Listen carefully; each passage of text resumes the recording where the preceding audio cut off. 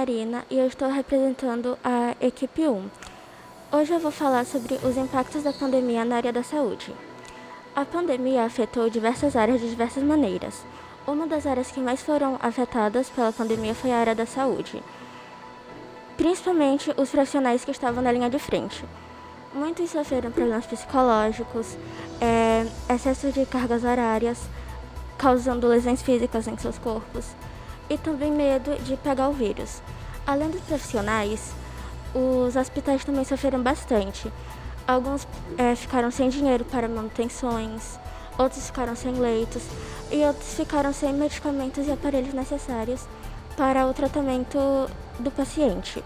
Além de que a pandemia também abriu portas para novas áreas da medicina, que facilitaram bastante nesse período pandêmico. Por causa dos distanciamentos sociais, muitos médicos precisaram se adequar aos novos protocolos da Covid, como, por exemplo, consultas foram feitas por videochamadas ou então até mesmo pela internet, mas por sites confiáveis. O tipo de tratamento teve que mudar seguindo os distanciamentos sociais e a própria população, ela, depois da pandemia, ela toma uma certa consciência de que não é só por causa que é um vírus grande que você tem que se cuidar. Muitas pessoas agora, elas não estão mais se cuidando só por causa da pandemia. Elas tomaram uma certa consciência de que é importante mensalmente ter uma consulta médica, tomar alguns remédios em casa quando estão se sentindo algum problema. Assim, é muito importante procurar um médico, ou então se tratar. Além de que os cuidados com a higiene aumentaram bastante depois da pandemia. E isso também facilitou a autoimunização do corpo da população. E essa foi a minha apresentação. Obrigada. Hoje nós vamos apresentar o trabalho da nossa equipe, que fala sobre os problemas causados pelos EPIs no meio ambiente em decorrência da Covid-19. Aproximadamente 1 ano e meio atrás, a ideia de que luvas, máscaras e lenços umedecidos poderiam vir a ser poluentes ambientais não era uma preocupação prioritária. Em decorrência da Covid-19, esses equipamentos foram considerados essenciais para a proteção contra a doença. Não se sabiam quantos seriam utilizados e nem por quanto tempo utilizaríamos eles. E agora o lixo é inevitável. Atualmente são utilizados 65 bilhões de luvas mensalmente.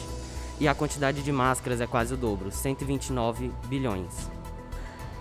Como as máscaras são um material descartável, foi vendido muitas por um baixo custo. E do que adianta vender uma coisa de baixo custo, sendo que você só vai usar uma vez? Então a população começou a comprar muito e os meios de descartá-lo, esses materiais, foram de forma errada, tanto jogando no chão, quanto em rios, quanto nas marés. E esse é o verdadeiro problema. Nós não conseguimos realmente nos livrar desses equipamentos, desses EPIs. E cientistas, não só aqui no Brasil, como em todo o mundo, já relataram que as praias estão ficando mais poluídas por causa das máscaras e animais já estão sendo afetados por esses EPIs, pois muitos estão chegando às florestas, como é o caso de um pássaro, que ele já está inovando, entre aspas, como construir seu ninho, que ele começou a construir seu ninho com uma máscara e com suas pernas ele pode ficar preso nos elásticos das máscaras.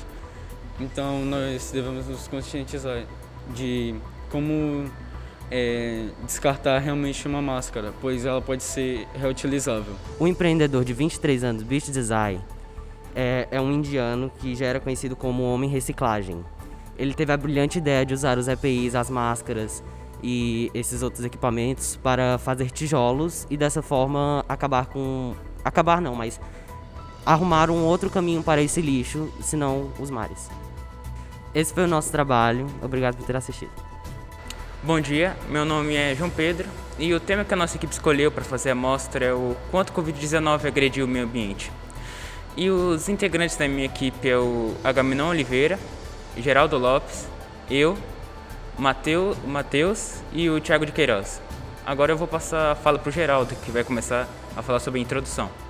É indiscutível que o principal tema no momento seja a Covid-19 e todas as suas consequências e seus desafios que ele trouxe, como a recessão econômica, a busca por tratamentos eficazes e pela cura. Mais assuntos como a transformação socioeconômica, que protegem e regeneram o meio ambiente, são de extrema importância e devem estar sempre em pauta. Eu sou o Matheus, eu vou apresentar agora as ações para a preservação do meio ambiente. A primeira coisa que se deve fazer é a ampliação de uso de fontes renováveis, a substituição dos combustíveis fósseis, a diminuição da poluição do ar e a mudança dos hábitos alimentares com a diminuição do consumo de proteína animal. Agora eu vou passar a fala pro... A natureza será como antes? Tudo indica que as mudanças positivas ocorridas no meio ambiente serão temporárias, consequências do período de isolamento que estamos vivendo. Cabe a reflexão se tiraremos algum proveito desse período e se isso mudará significativamente a maneira de como vemos a natureza. Será que vamos continuar a tirar mais recursos do que o planeta consegue aguentar? A sociedade civil, empresas e governo vão criar alguma medida eficaz contra uma catástrofe conhecida como emergência climática? Afinal, nós, seres humanos, dependemos do meio ambiente ou o meio ambiente depende dos seres humanos? E essa foi nossa apresentação. Bom dia, meu nome é Gabriel Matos e o tema do nosso grupo é aumento do lixo doméstico e hospitalar na pandemia. Os integrantes do nosso grupo são Pedro Arthur Pinheiro, Enzo Fex e Nicolas Lobo. Bom dia, meu nome é Enzo. Na pandemia, o lixo aumentou bastante. Pesquisas apontam que o lixo doméstico aumentou de 15 a 20% nesse período pandêmico. Isso devido ao alto pedido de delivery. Existiram muitos pedidos de delivery por conta que as pessoas estavam no isolamento social. Já o lixo hospitalar aumentou 15% apenas no mês de junho, por conta do ápice da pandemia no Brasil. Isso levou a um alto pedido de equipamentos, sendo eles de plástico, papelão. E, conclusão, se não acharmos uma solução sustentável, podemos causar a extinção de várias espécies ou até mesmo causarmos um desastre ecológico em todo um ecossistema. Esse foi o nosso trabalho, obrigado a todos. Bom dia, meu nome é Pedro Lucas, a minha equipe é formada por eu, Alex, Luiz Fernando, Caio, Vinícius Azambuja e Vinícius Carvalho e nós fizemos um trabalho sobre os impactos socioambientais do Covid-19. O Nature Also Gets Sick é um projeto de conscientização elaborado com uma conta no Instagram, que foi desenvolvido durante todo o mês de julho. Nós criamos vários posts e 3 etapas para explicar os impactos socioambientais do coronavírus. A primeira etapa fala sobre o desmatamento nas florestas, que acabou aumentando durante a pandemia. Nós fizemos um compilado de fotos e também mostramos motivos para lutar contra o desmatamento. A segunda etapa se tratou sobre o impacto na reprodução dos animais. Nós fizemos um blog cujo link está na bio da página e ele fala sobre todos os impactos que o coronavírus teve sobre a reprodução de animais e nas espécies que estavam em extinção. A terceira etapa nós falamos sobre a emissão do gás carbônico, onde nós pegamos diferentes paisagens naturais e mostramos o que vale a pena lutar contra o aquecimento global e a emissão de gás carbônico. Obrigado e esse foi o nosso trabalho. Bom dia, meu nome é Luísa e a minha equipe são Luísa, Maria Clara, Campos, Nicole Maria, Sávio Vital e Robert Salles. Bom, eu vou falar sobre a importância do SUS na pandemia. A pandemia do novo coronavírus, a Covid-19, surgida na China nos fins de 2019, inicialmente atingiu as classes altas dos países, pois tratava do contingente da população que viajava, sobretudo tendo como destino a China e países europeus como a Itália, onde a doença começou a se disseminar. À medida que a doença foi se espalhando, o chamado contágio comunitário, onde as pessoas da própria localidade passaram a se contaminar. as populações mais vulneráveis, mais pobres das periferias, das favelas, usuários de transporte coletivo, foram infectadas pelo vírus, causando um grande impacto no sistema da saúde.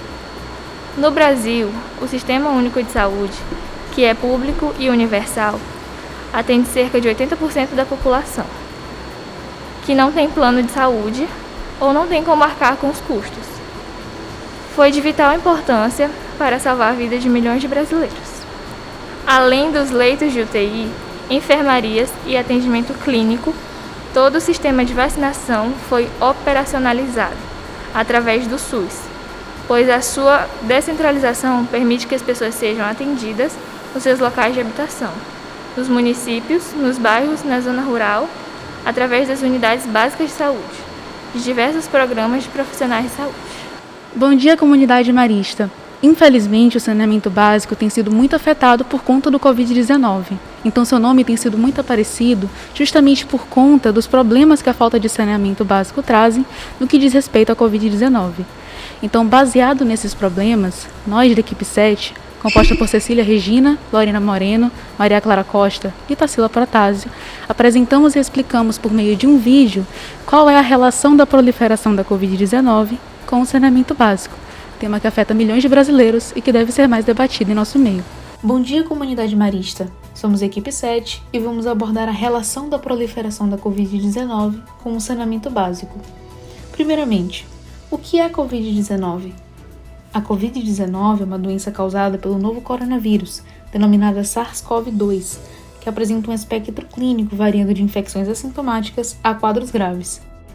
O saneamento básico é a infraestrutura básica para a garantia de qualidade de vida e desenvolvimento social e econômico da população.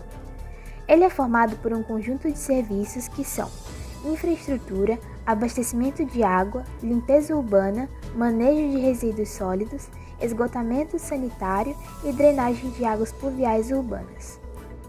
Covid-19, ainda que tenham fatores diferentes, estão diretamente associados com condições de saneamento básico oferecidas. Por isso, Covid-19 e saneamento básico são temas que precisam ser debatidos em conjunto. Com o mundo parado, mais de 2 milhões de infectados e mais de 130 mil mortos pela Covid-19, falar em saneamento básico pode parecer inoportuno, mas uma cartilha recém-publicada pela Sala Técnica de Saneamento mostra exatamente o contrário. Segundo o documento produzido por mais de 250 profissionais da área, a água e o esgoto não tratados têm papel fundamental na proliferação da doença. Durante a pandemia, uma enorme carga viral é despejada nos rios e isso está diretamente relacionado à situação sanitária do Brasil.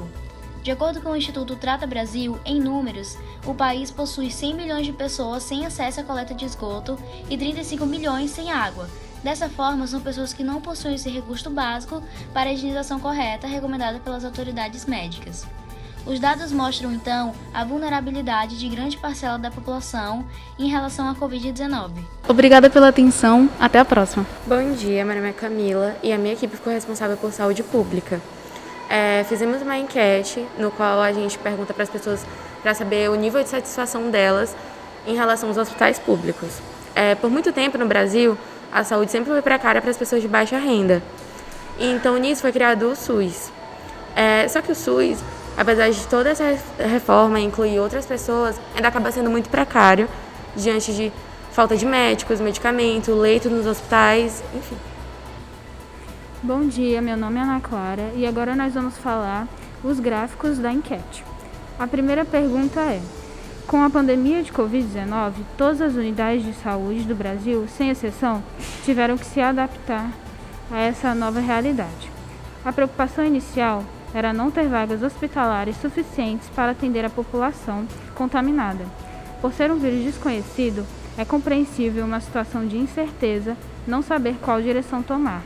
Dessa forma, alguns estudos foram realizados através de análises documentais, por meio de documentos disponibilizados nos sites dos hospitais, decretos, noticiários online sobre a gestão de recursos nos hospitais durante a pandemia.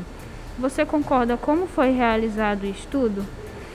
57,9% responderam que não, pois na realidade tem gente que usa o serviço público e tem quem pague por um serviço privado, e 47,1% responderam que sim, porque o sistema é único.